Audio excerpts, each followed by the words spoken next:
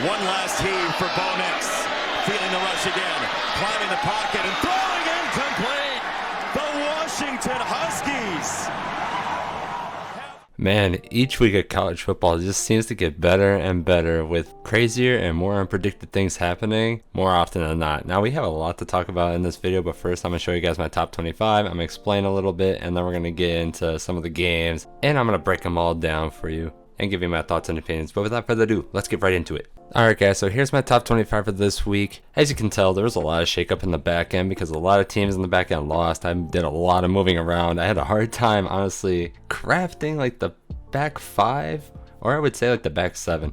But eventually, I looked at the schedules, I rehashed some of the games, and just went based off of like the win streaks, resume, and stuff like that. And I was able to form what we got here, and I'm gonna explain why I have everyone where I have them, and hopefully you guys agree. If not, let me know in the comment section below. Starting it off, I have the Georgia Bulldogs, number 1. They beat Mississippi State 45-19. This game wasn't even close. At halftime, it was a little close, but in the second half, Georgia pulled away. They showed how really dominant they are, even in a road environment. So for me, they're my unanimous number 1 team. No surprise there. And then moving on, at number 2, I did put Ohio State above Michigan this week. I had Michigan above them last week. I think Ohio State looked a little bit more dominant today, and then I looked at similar opponents. You know, they played Indiana. I think when Michigan played Indiana, they were like tied at halftime 10-10. They won 31-10.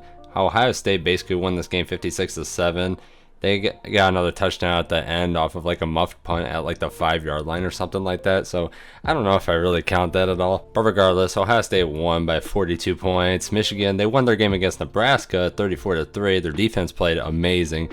But the big concern I have with Michigan is J.J. McCarthy. Can he actually make a play that's going to win them the game, or is he just going to be like a mobile game manager? Because if he's a mobile game manager, that's okay if your entire team is like really good, which Michigan's whole team is really good. They have a great run game.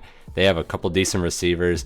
They obviously have Blake Corum, Donovan Edwards, Ronnie Bell, and all of them. And their defense is really good. And don't get me started on their front. Their offensive line and defensive line are probably the best in America, other than with Georgia. I think Georgia's are probably better, but Michigan's right behind them. But I just don't see the dominant quarterback play, and I think you need a dominant quarterback to beat the best teams, especially like Georgia. I can't see Michigan beating Georgia if JJ is not going to step up. And I also think it would be hard to beat Ohio State if he doesn't step up, because Ohio State, they're going to be able to do better against the run this year, and they're at home. So JJ is going to have to make a couple plays, and I just don't know if he can. So I put Ohio State above them. I think they looked better this week. But moving on to TCU, I have TCU at 4. They played Texas in a game where defense was the main thing, and I didn't see this coming. I guarantee no one saw this coming. The defense in this game was literally insane. It was 3-0 at halftime. At the end of like half, they didn't even have like 150 yards combined or something like that. It was ridiculous. And another thing that was really ridiculous is TCU at the end of this game muffed a handoff. Max Duggan fumbled the ball and let Texas return it for a touchdown to give them 10 points.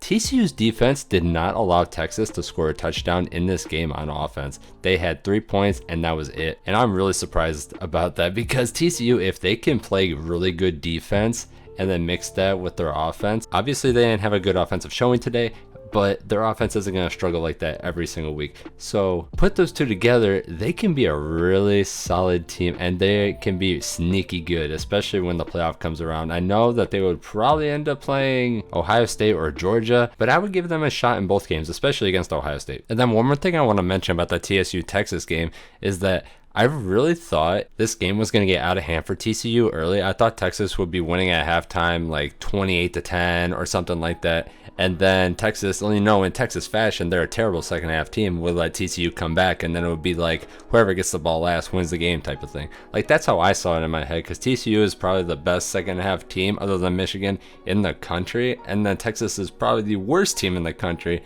in the second half. But no, this game was consistent throughout. It was just defense, defense, defense. And I'm going to give Texas a lot of credit too, because they played really good defense. Their offense just couldn't do anything. And then moving on, I still have Tennessee at 5. They won their game at home over Missouri 66-24. Tennessee, best offense in America. no doubt. I think they have the #1 points per game and something else, I don't know. But they are absolutely amazing on offense. Their defense still isn't good. I mean, they let Missouri score 24 points, and it's Missouri. I think it was 28-24 at one point, and that's just really close. And if I was a Tennessee fan, I wouldn't really like that. I know they pulled away, but letting Missouri be that close, and I think it was the third quarter or something like that, I don't really remember. But something's got to give with that secondary. They have to start playing better, especially by chance they do make the playoff.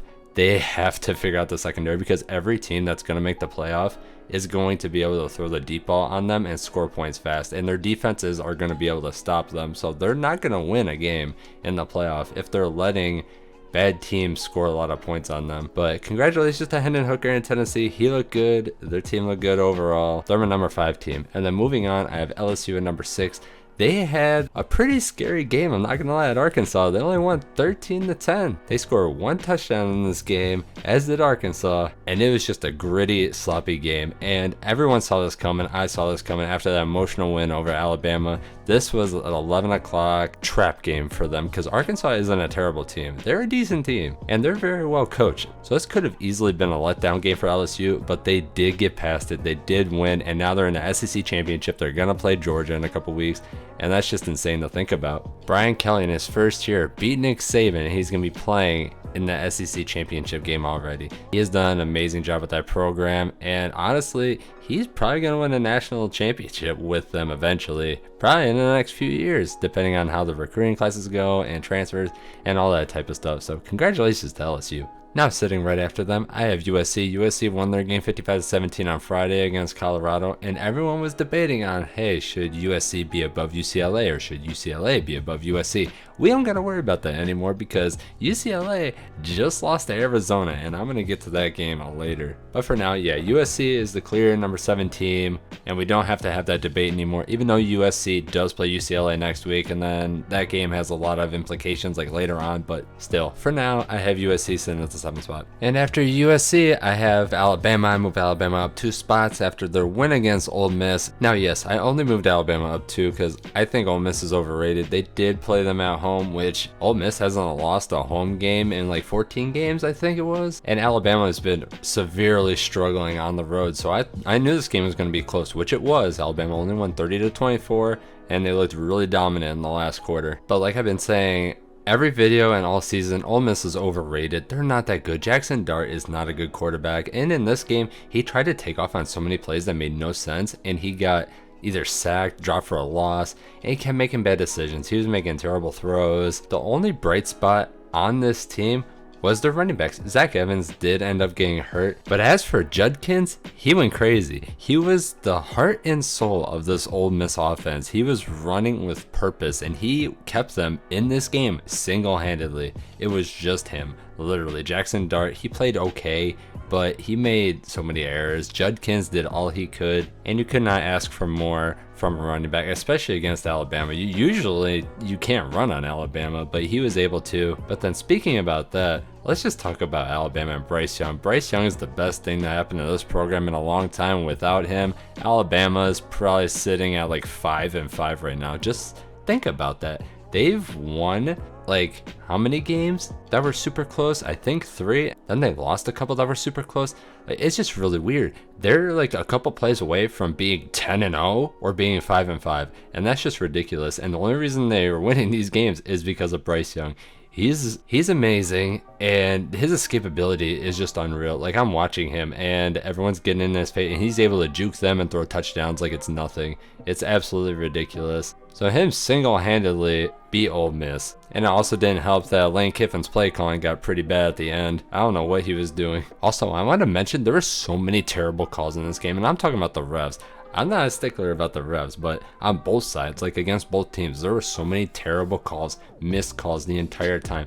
The first drive or first 2 drives, they've missed like 3 or 4 really blatantly obvious penalties on Alabama that could have helped Ole Miss. And then later, I think it was in the second half, they missed a couple on Ole Miss too. So it was just a really poor officiating day, and you just can't have that happen because you're affecting the outcomes of these games. This was a 6-point game and it came down to one play at the end. Like, you just cannot be making errors like that. But after Alabama, I have Clemson. They beat Louisville 31-16, and there's really nothing to say about this game. Moving on. So now we have Oregon. Oregon, they played at home, lost to Washington 37-34, and oh my god, both defenses, again, there's no defense. They don't play defense, especially Washington. Washington missed like 100 tackles in this game, couldn't tackle anybody, and Oregon still found a way to lose. I know Bo Nix got banged up in like the end of the fourth quarter, but that's not a reason. There was a lot of drop passes too that were right in people's chests that they just dropped it. At the end of the day, Michael Penix Jr. and the Huskies just made more plays to win the game,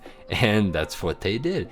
They got a turnover on downs, and they kicked a field goal, and then they stopped Oregon on the last play of the game. But yeah, I'm not that high on Washington. I know it's hard to win in Eugene, but their defense is so terrible. Their offense has to make up for it, and it's like the Walmart version of Tennessee, basically. Like Tennessee, their defense is bad, but Washington's defense is really bad. They couldn't stop anything, and all those missed tackles. It was just really ugly, really bad. And their offense is obviously really good. Michael Penix Jr., he is really good. They throw the ball very well, and they run the ball okay. But this was a great game, going back and forth, touchdown after touchdown after touchdown.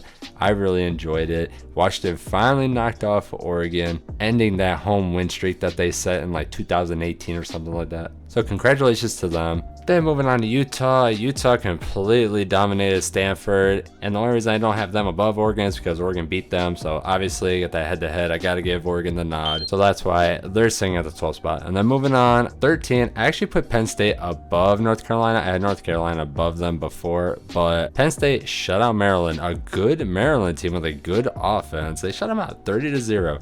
They played out of their minds on the defense in this game. They forced a lot of ill-advised throws from Tagovailoa, and they were just wreaking havoc on Maryland. And honestly, when you look at it, they're a really sneaky, underrated team. Their only losses are against the number 2 and 3 ranked teams in the country, and they've beaten everybody else handily. So I'm definitely keeping Penn State at that 13th spot. And at 14, like I said, North Carolina, they ended up beating Wake Forest 36-34. Drake May is so good. He is an amazing quarterback. Next year, he's probably going to win the Heisman. Not this year. I think it's a long shot if he won this year, but next year, he will definitely be at the top of the list to win the Heisman. But after North Carolina, I have Ole Miss. I already talked about them, got nothing to say. And then at 15, I have UCLA. They lost to Arizona 34-28. And honestly, Arizona dominated this game. Their quarterback played very well. Jaden Delora, I think that's his name. He was 22 for 28 with 315 yards and 2 touchdowns. He played out of his mind. I mean, they almost had 100 yards rushing with Wiley too. Zach Charbonnet, though, he had 180 yards rushing. DTR, he was 26 of 39, 245 yards, 1 touchdown. I think this game was more about defense. And that one fumble that UCLA had. Like, you just couldn't make mistakes. They couldn't really stop each other. Arizona came in with a good game plan, and they were just better, more physical with UCLA, and they won the game. They came into Pasadena, and they showed that they were the better team, and UCLA's hopes for almost everything is gone, but I moved them back to 15. And the only reason I have Washington sitting behind them, by the way, is because UCLA actually beat Washington earlier in the season. Very impressed with them, especially their offense. After them, I have Kansas State. Kansas State, they put the beat down on Baylor in Waco. They won that game, I think it was 31-3, and Kansas State continues to be this team that you just don't know what you're getting every week. Will Howard played really well. Adrian Martinez, he's just been in and out, it seems like, every other game. But I really don't know how I feel about this Kansas State team. They look really good one week, and then the next week they just don't look good, and then they lose, and it's just very up and down for them. So I'm going to keep them at the 17th spot. They looked really good, so I gotta give them the credit that they deserve. After Kansas State, I do have UCF. They win the Tulane, and they won 38-31. Played very well. It was a very solid game. I honestly thought Tulane was gonna win this game, even though they've been shaky the last couple weeks. But hey, I gotta give it up to UCF. I think I had them at 23 or 22nd spot. moved them all the way up to the 18th spot after the win, and it was just a very solid game from them. Tulane has a crazy stat. They haven't beaten a ranked team. Every time they've played a ranked team, I think they have lost 63 times in a row or something like that. Like, it's the longest streak since like 1940 or 1936, something like that. And I believe that's kind of insane. But moving on for them, I have Notre Dame. Notre Dame, I don't know how to feel about them. They were winning 35-13 at halftime against Navy, and then they barely won 35-32 at the end. Drew Pine threw 5 touchdowns in the first half, and then they just went cruise control in the second half, and they just acted like they couldn't play. So they definitely have some issues about like letting teams back in. Like, they were winning at half handily, and they just gave it up like it was nothing, and they almost gave the game to Navy. It's just kind of weird. So I think I actually moved them down 1, or I moved them up 1. But nonetheless, a win's a win, I guess. After them, I have Florida State. Florida State's been looking really good recently. They just played Syracuse, and they put the beat down on them. They won 38-3. Jordan Travis only had 2 incompletions. He was 21 for 23 with 3 touchdowns. And I think Trey Benson had like 170 yards rushing too. They're looking scary, and I'm going to give them their flowers. They weren't ranked before in my last ranking, and I moved them all the way up to the 20th spot.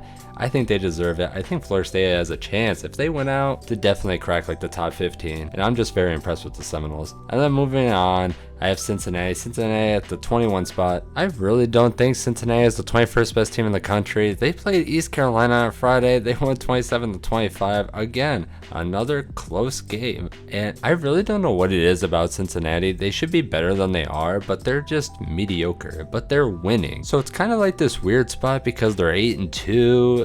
So I mean, I think they deserve that spot, especially because the teams below them, like Tulane, I have them at 21 and they just lost. Below them, I have Coastal Carolina. Coastal Carolina has had a terrible schedule, but they've also lost 1 game this whole year, and they just beat Southern Miss 26-23. Not impressive, but they're winning. So I have to give them their props, and I have to put them at the 23rd spot. And then below them, I have Oregon State. Oregon State's also been playing really good. Their loss recently was against Washington, and that was by 3 points. And they held Washington to only 24 points in that game, something Oregon couldn't even do at home. So I'm definitely bringing the Beavers back. I'm sitting them at 24, 25, Oklahoma State. Oklahoma State still does not look that good. I just didn't know who to put at the 25th spot. They're 7-3. They beat Iowa State 20-14, and there's really not that much to say. I still think Oklahoma State has just fallen off completely, but no one else really deserves to be in the top 25 right now, other than maybe UTSA. But I think Oklahoma State is better than UTSA, so I'm gonna leave them at 25 and let that just hash it out next week when they play Oklahoma. So that's my top 25, guys. I want to talk about a couple games after, especially Kentucky and Vanderbilt. Vanderbilt just beat Kentucky, and I can't even believe I'm saying that. I think that's Vanderbilt's first win in the SEC since like 2019 or something. They've lost 26 in a row, and they just beat Kentucky. I don't want to hear anything more about Will Levis being like a top 3 QB in the NFL draft, because he is not a top 3 QB. I don't care what the mock drafts say. If you're watching these games, Will Levis is not a top 3 quarterback. If he goes before CJ Stroud, if he goes before Bryce Young, I will lose my mind. It's honestly an insult that the committee even had Kentucky in at the 24th spot. I didn't even have them ranked, and they had them at the 24th spot, and then they lose to Vanderbilt. Like, the SEC is so overrated, especially those back end teams. Like, even Ole Miss is overrated. It's just kind of insane to see. And then the other game I wanted to talk about, UConn knocked off Liberty. They're 6-5. They're bowl eligible, and they just beat Liberty. Liberty was like, what were they, 8-1? So that's a crazy win. They beat Hugh Freeze and basically ended Liberty's like ranked season. Like, if they thought they were getting ranked by the playoff committee, that ain't happening. I had them ranked, but I dropped them out after that loss. But yeah, that's gonna be the end of the video, guys. This was a long video, so thank you for watching. The people that stayed to the end, thank you so much. I'll catch you guys in the next one. Peace.